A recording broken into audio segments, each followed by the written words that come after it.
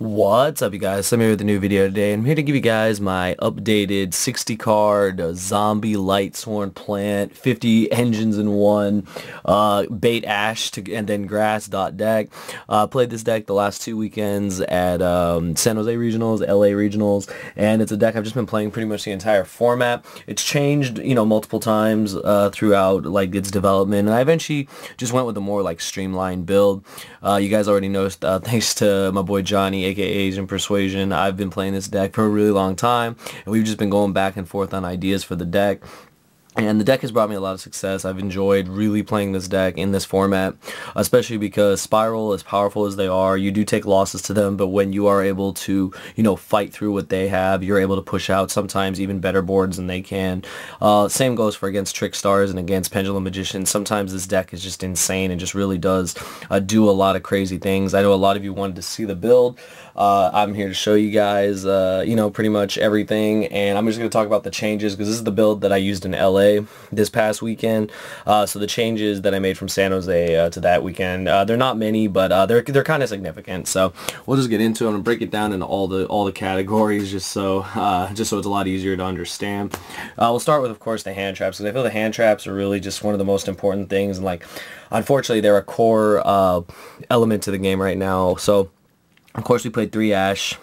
I main deck 3 Droll, the 3 Gamma, of course the 1 Max C, and of course the driver to go with the Gammas. So the one change was that in San Jose I played as well 3 Winter Cherries in the main deck, and that was absolutely awful. I mean awful. It was a horrible call. I thought I was going to play like at least 6 to 8 rounds of Spirals. I ended up only playing 2, only resolving Cherries the very last round. Absolutely terrible. The only thing that Cherries did that was amazing is that it's a zombie for Mizuki, so it was, that it had synergy there to help me synchro and whatnot. Other than that, drew driver a decent amount, but there were several times I tribute summoned for it, and it was ridiculous. I mean, 2500 beater, I mean, why not? It's like Summon Skull. That we were making the joke, this is like the new Summon Skull, so yeah, so that was good. Everything else performed amazing. I think this card is nuts. It just does so much. If you literally have this in grass or this, like this in grass is ridiculous. This is like an auto win because you go, activate grass, they ash, you chain gamma. If they don't have a gamma or a way to stop the gamma, you're there. So this card was nuts. Droll was insane. Droll overperformed against Spirals, of course, and it was amazing against Trickstars. It was even really good against Pendulum Magicians. I think main decking this card again was actually a really good meta call because I wasn't going to, and then I realized this card is just, if I play against Spiral, it's like a D-bearer. If I play against Trickstars, it hits them as well, a lot of their main plays. So you had to play it. And of course, Ash is Ash for a reason. This card is nuts. On to the zombies. Zombies were without a doubt the best part of the deck, the strongest part of the deck, and they were insane every time I opened them. Of course, the 3 Solitaire, this card got ashed more times than I want to admit. It was insane. When people read it, asked me what it did, I told them it brought out Unizombie. They instantly ashed it. Then if I had left arm or grass, things happened, or if I had extender plays. I did have extension plays where I was able to Gold Sark for Giant Rex, continue playing. Things happened. It was good. Mizuki is nuts, so glad it's at 3. The 2 Unizombie, 2 is perfect, you don't need 3. The 1 Gozuki, this card's really good. Surprisingly, a lot of people still don't know what it does. Foolish Barrel's a zombie, that's basically the main effect. The other effect will come up sometimes, not often, but if it does hit the grave, you're able to banish another zombie, then special a zombie from your hand. Sometimes it happens, but also drawing in unison with Mizuki and like Solitaire makes double Omega, so that's always good. And Spirit Master is insane. This was like one of the MVPs. Such a good way to disrupt boards, being able to just, use Snow and banish it along with Giant Rex or along with Shiranui Solitaire and this, so that you can special this off of the Shiranui Solitaire when it's banished. This being able to pop a card is so relevant. It's a good way to stay in the game against Spiral, just get that damn resort off the field. So zombies are without a doubt the MVPs. You have to play, I feel you have to play them if you're playing like 60 card Lightsworn, because they really just make the deck way better than, unfortunately, generic Lightsworn. Generic Lightsworn I love to death, but I feel like it's just not as strong as being able to push out Omegas and just really control the tempo of the game. And then the plants were insane. 3 Lone Fire, people, I guess to this day, don't know what this card does. I actually had to tell a lot of people, they had to read it. I'm like, that's fine, I'm just going to go through all 3 of them. It happened, and then, of course, they know I was going for this. This card got ashed a lot, but I mean, it's fine. A lot of times I drew the Brilliant Fusion with it, so basically the name of the game was just bait the ash. Literally this deck, if I could name it anything, it was bait ash, then grass. And of course the Cobra. Drew the Cobra a couple times, it was whatever. When I drew the Cobra, I was just like, fine. Like, the way I play this deck is if I draw the bricks, I draw the bricks. You just keep playing with the rest of the cards in your hand. So that's what I love about this deck, is even when you draw maybe one of the few bricks, you can just keep playing. There's so many plays in this deck. So yeah, so the zombies, the plants, and then of course the Lightsworns. And here's the thing about the Lightsworns. They were the weakest part of the deck, and I only played 2 Raiden and 2 Wolf. Reason was, is I've seen multiple lists do this, and myself, I wondered why. In Dallas, I maxed out. I played 3 and 3. They were good. I just don't play Solar Recharge. That card is bricked more times than I wanted it to. Also, with Charge at 3, we're always charging for Raiden. You hit the Wolf off Minerva, cool. You hit Raiden off Minerva, cool. But honestly, Minerva is not the centerpiece of this deck. The Lightsworns just add to the explosiveness that this deck has. The ratio was perfect for me. You can change the ratio if you want, but 2 and 2 was perfect. Being able to charge for Raiden was nuts. Raiden mill 5 basically, because charge for 3, Raiden mill 2. If Raiden lingers, mill 2 more. I mean, it's nuts. You just really fuel your snow and get your zombies set up. So these cards are good. This being a beat stick is really important too. I actually sent it quite a few times off Brilliant Fusion because the extra body mattered compared to Trick Clown, and sometimes I'd banish the Trick Clown with Desires, so had to have other options. Then 3 Fairy Tale Snow, best card in the deck, hands down. This card is just absolutely nuts. I don't even need to talk about it. I'm not going to. You guys already know. Disrupts everything. Sucks against Spiral if they have Resort, but your main goal is to get rid of that Resort and then start using Snow, because then they can't play. So this card was really, really good. It's also just really good at making Michael, this and Unizombie, nuts. And then the one-ofs, Giant Rex, Thousand Blades, the Goblinberg, the Trick Clown, and the Garnet, the common Garnet, finally. So you guys already know the brick, but shout out to my boy Dimitri. He hooked me up with the common Garnet. I drew it, I think out of 9 rounds, I drew it once. Ridiculous. So glad I definitely got the common. Trick Clown, you guys already know, goes with the combo. Goblinberg has multiple uses. It's another invoker target along with Thousand Blades. If for some reason this gets in your hand or you desires it away, you have another target. Also, it's really good at going Goblinberg, effects, summon Lone Fire Blossom, and they're like, what? Then you just start doing the combo. So, and you have an extra body on board, and it's an Earth for Mrs. Radiant, and it's a card you can get back off Mrs. Radiant. So this card was really, really good. This card, you guys already know, goes with the combo. Really good against Trickstar because it keeps coming back every time you take damage, so that really helps. And then this was like an MVP, like no joke. Giant Rex was probably one of the main MVPs of the deck, even as a one-of, because opening a monster, you know, if you didn't have like a really good starter card, but you had a monster and you had Gold Sark to get to Gold Sark this away, you were able to start doing XYZ plays, or you could just end on Baguska and buy yourself sometimes. So this was nuts. Also really good against Trickstar because they can barely get around it unless they go into the extra deck. So really good. That's 40 monsters, you guys. Like I said, the only change was that I played 3 Winter Cherries in the main deck, and I swapped those for a card you'll see here in my spells. So on to the spells, all just good cards. 3 Pot of Desires, self-explanatory, one of the best cards in Yu-Gi-Oh! Draw 2. 3 Brilliant Fusion, shout out to Doug, still one of the best cards in Yu-Gi-Oh! 3 Charge, love that it's at 3.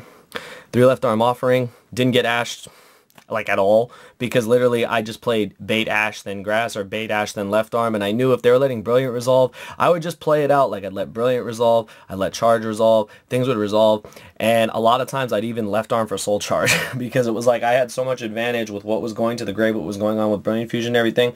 When I left arm, they didn't ash me, I'd get Soul Charge and just build a board that they couldn't break. So the card was absolutely insane. The card that I swapped the 3 cherries for was 3 Cosmic Cyclone. This is what I played in LA versus San Jose. Card was great, hit a lot of things. It was really important hitting Resort. It was important, it was weird, like some of the interactions of how it would hit certain cards. I actually got Cosmic Cyclone, chained my Cosmic Cyclone, like it was really good. Like I actually was really glad I main decked this card. Also played against Masterpiece decks, so being able to hit the diagram was really important. So it definitely, I think I'd actually keep playing this card. I think this card was really good. And 2 Gold Sark, this was another MVP card for sure. Shout out to everyone who had commented about running this card. I don't know what I was thinking not running this card before. Your only 2 targets are Giant Rex and Spirit Master to like create combos, but you could also Gold Sark for grass, put your opponent on a clock. They got 2 turns before you grass them. It's a little kind of a cheesy idea, but sometimes it would work. I didn't really do it a lot. My main thing was to get gold, was if I was going second and I needed to out Resort or whatever, if I hadn't outed it already or stopped it with Droll and Luckbird or whatever, whatever, I would Gold Sark into Spirit Master to pop the resort. Then my Snow is live to, you know, start going in on the Spiral monsters. And of course, the Pringle. I'd say out of all the rounds I played, I think maybe in total I hard drew it maybe 5 times. And I'm talking about like double regional, so that's like what, like 18 rounds. So I hard drew it, but a lot of times it was more of, you know, I'm going to left arm for it if need be. Some of the mills were absolute shit, not going to lie. I had mills where I didn't hit anything and I actually lost games, like no joke. I would not hit Mizukis or Snows, but when it resolved, then I would hit Zombies, Snows, and, you know, everything. It was ridiculous. 1 Soul Charge, card self-explanatory. 1 Foolish, just one of the best cards when you are... one of my favorite plays is to go off with the whole combo, do everything, the Predaplant combo, and then the last thing I'll do is I'll Foolish a Snow, because then you have your resiliency and your built-in Book of Boon in addition to the board you built. So that's it for the deck. It's 60 cards. Again, I told you guys the change was 3 Winter Cherries in the main. Total trash. I cut them for the 3 Cyclones, which are amazing. So that was the change. And just the... I'll just do the extra deck, because my side deck was kind of all over the place, to be honest. The extra deck, though, one thing that did not change is I still played 3 Omega. A lot of people were like, just play 2, 3's greedy, but you don't know how often 3 came up, and how the opponents were like, if you could make 3 spinning 2 of their cards away and just keeping 1 to float so that you could move back like a Mizuki or a Snow or anything that got banished, and then they're down already to like 3 cards, and then they're facing a 2800 beater, you just recycled a card, they can set a card, you can Omega another card, and then they're barely playing at all. The fact this is 28 is also super relevant because it gets over a lot of cards in the game. This was without a doubt the MVP of the extra deck, hands down. I played the 1 Scarlight. I didn't play this in San Jose. Instead, I played the Cherries target, which was double Helix. Never making that mistake again. This card is broken. The 2 7s, the one and only. Shout out to Michael Tamez. Waiting for you to be on Bam, bro. Miss you. I always think of you whenever I play this card. This card is insane, without a doubt. I think after Omega, this was the MVP because this card did so much. Being able to droll them, and then they would leave Helix and Master Plan. I would summon Michael, banish the Master Plan, and then attack over the Helix. It was ridiculous. And then mill 3 at the end phase. I mean, it was just nuts. This card just outed so many problematic things that it was just amazing. This card, I think, is a staple no matter what in this deck. And then Black Rose. Black Rosing people for game is cool. Being able to use Black Rose as a second effect and punch over a 0 attack point monster is also cool. People forget it has a second effect and we play plants. So this card was nuts. Then on to the XYZs. I did play Bay Nerva. Played the real one. You guys can already tell. Shout out to Johnny. I told you I'd play it. Not gonna lie, it's not the best card in the extra deck by far, but it's really good when it you know, it's good at getting cards into the grave. It's good utility, and people they'll still just knock into it. And a few times I would hit just 1 Lightsworn off of it. It was a wolf, so I'd summon a wolf and pop a card. So that was nuts. And I think one time I milled a wolf and drew a card, but other than that, with only 4 Lightsworns, it's not really gonna happen. But it's a really good utility card. I played Tornado Dragon, self-explanatory, just really good at getting rid of problematic cards.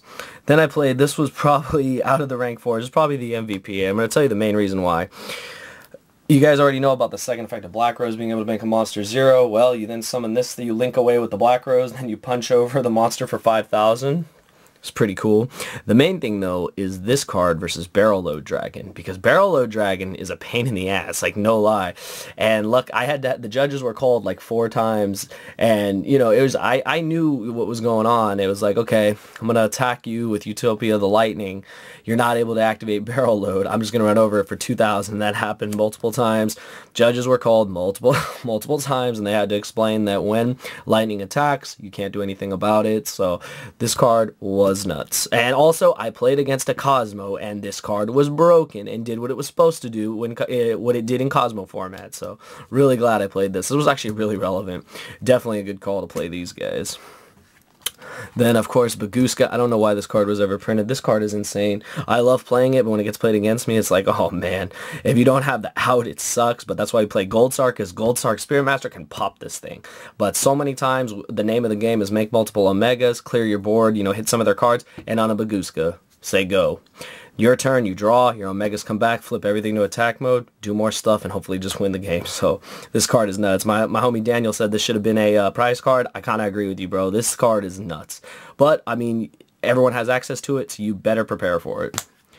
Then Invoker for the combo. Can't tell you how many times people were like, you're playing an X-Saver card? Like, yeah.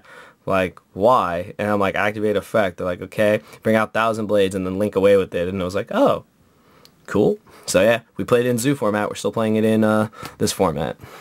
Then for the links, I just played Radiant and Decode.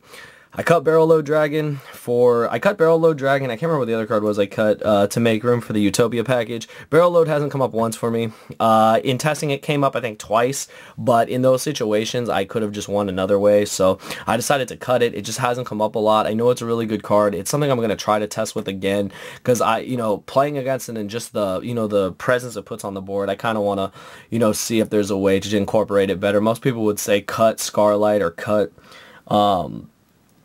cut the Utopia package, but the Utopia package has come up more than anything, and Scarlight comes up a lot too because it can just steal games out of nowhere. So for now, these are the main two links. This is for the combo, and this is, you can link away your Seraph Knight if you need to for this, but you can also just make this through most memes, and I mean most memes, and 33 is just insane. So yeah, these cards were good. And then of course the one Seraph Knight. So that is it, you guys. That is the deck. That is the current list. Let me know what you guys think down below. I'm going to keep testing it. Coming down with a little cold, I guess you guys can't tell, but I'm going to keep testing the deck. It's just insane. I think people should really give this deck a chance, because this deck can do so many things. With a starting hand of 5, you can do so many different plays, and like I said, the name of the game is bait, ash, and grass. I know that sounds really like kind of dumb, but that's kind of how we play the deck. We bait ash, we grass them if we can, we left arm them if we can, or if we just bait the ash is out. I feel it's just one of these just really good decks that people are just not willing to give a chance, but I'm telling you, try it out. You'll really like it. A lot of these cards, like, people think this is an expensive deck. Outside of the obvious hand traps and stuff, those are the expensive cards, like the ashes and whatnot. But outside of this, you can pretty much get everything. Everything has been reprinted, or it's in lower rarity. Like, those aren't CP Lone Fires, trust. Like, those aren't CP Lone Fires.